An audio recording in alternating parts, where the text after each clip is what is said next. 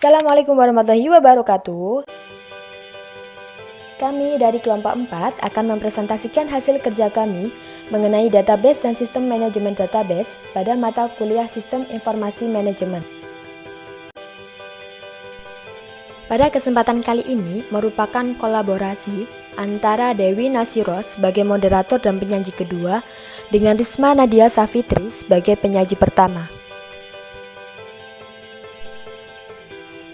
Adapun beberapa subbab yang akan kita bahas, yaitu yang pertama adalah database dan sistem secara umum, yang kedua adalah pengumpulan data, yang ketiga adalah pengubahan data, yang keempat adalah penyimpanan data, yang kelima adalah pembuatan data, dan yang terakhir atau yang keenam adalah sifat pengolahan data.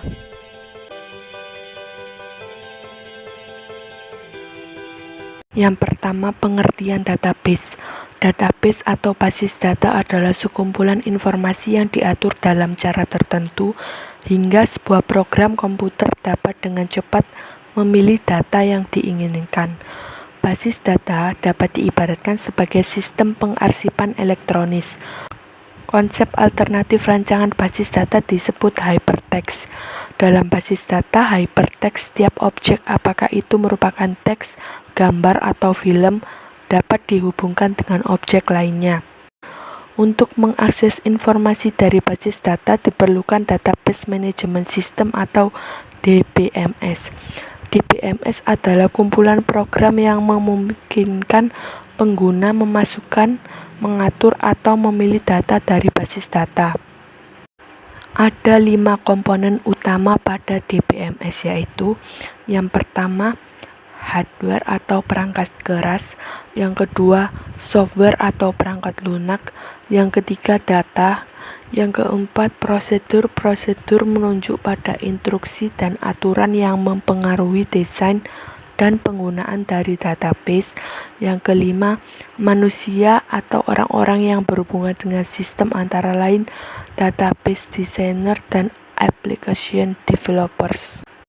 Beberapa fungsi DBMS dalam membantu menjaga dan memelihara integritas data.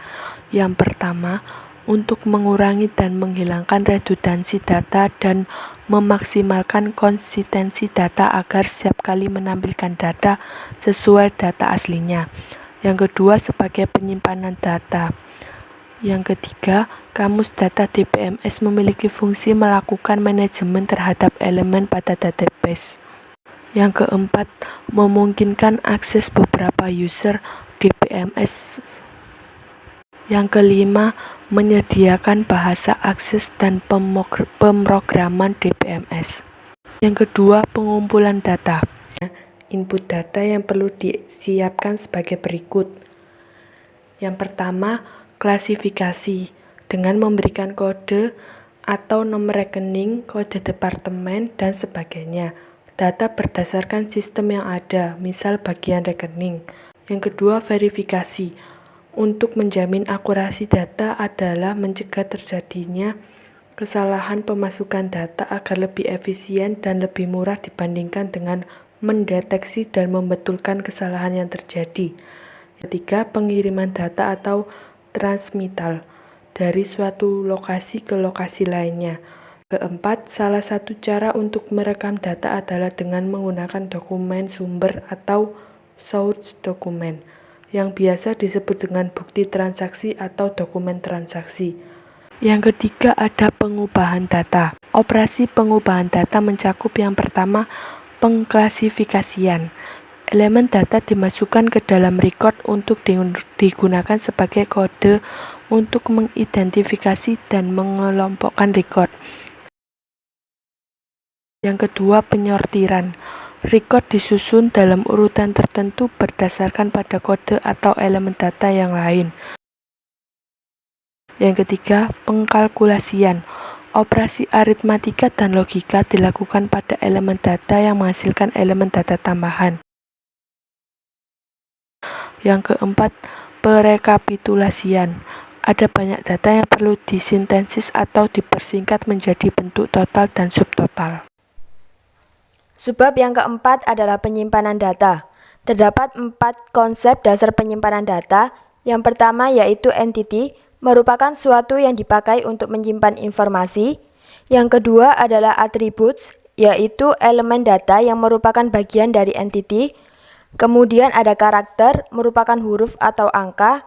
Dan yang terakhir ada data value, merupakan kombinasi antara karakter, huruf, dan angka yang memiliki makna. Data yang terkecil sampai yang paling terbesar diantaranya, yang pertama yaitu field, merupakan kumpulan elemen data terkecil yang disimpan dalam sebuah ruang fisik.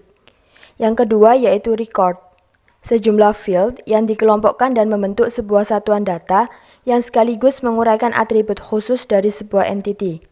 Yang ketiga yaitu file, sekumpulan record yang sejenis. Dan yang terakhir dan merupakan yang paling besar yaitu database, merupakan kumpulan file-file yang dibentuk satuan data yang besar dengan mengadopsi konsep database. Subbab selanjutnya atau yang kelima yaitu pembuatan data.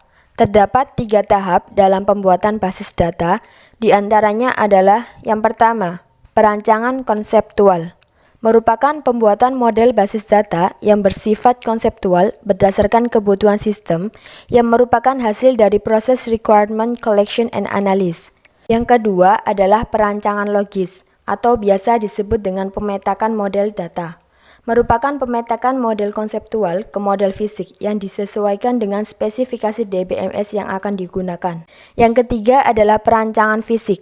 Merupakan implementasi basis data yang akan disimpan dalam media penyimpanan. Adapun beberapa hal yang perlu diperhatikan dalam pembuatan data, diantaranya adalah yang pertama merupakan penentuan model basis data yang digunakan. Yang kedua adalah perancangan sampai pembuatan basis data di dalam suatu DBMS yang sesuai dengan model basis data yang dipilih. Dalam Database Management System atau DBMS terdapat 2 komponen, yaitu yang pertama, Relational Database Management System atau RDBMS yang meliputi Interface Drivers, SQL Engine, Transaction Engine, Relational Engine, and Storage Engine. Yang kedua yaitu Overview of Database Management System atau ODBMS yang meliputi Language Drivers, Query Engine, Transaction Engine, and Storage Engine. Software atau perangkat lunak database terdiri dari 2 level. Yang pertama yaitu High Level Software yang meliputi Microsoft SQL Server, Oracle, Interbase, Xbase, and etc. Yang kedua yaitu Low Level Software yang meliputi Tsunami Record Manager and Btref. Subbab yang terakhir atau yang keenam adalah sifat pengolahan data. Beberapa sifat pengolahan data yang membedakannya dengan area aplikasi yang lain adalah sebagai berikut. Yang pertama adalah pengolahan data menjalankan tugas yang penting. Jadi pengolahan data melakukan aktivitas-aktivitas yang hanya diperlukan saja. Yang kedua adalah mengikuti prosedur standar secara relatif, yaitu peraturan dan latihan yang diterima dengan menjelaskan cara pengolahan data yang akan dilakukan. Yang ketiga yaitu menghimpun data secara lengkap, yaitu alat untuk merekonstruksi kembali tindakan atau transaksi secara urut jika record diperlukan atau biasa disebut dengan audit trail. Dan yang keempat adalah pengolahan data memiliki fokus historis yang paling utama. Dan yang terakhir adalah pengolahan data memberikan informasi dalam memecahkan suatu masalah. Sekian presentasi dari kami. Apabila ada salah kata, kami mohon maaf yang sebesar-besarnya. Wassalamualaikum warahmatullahi wabarakatuh.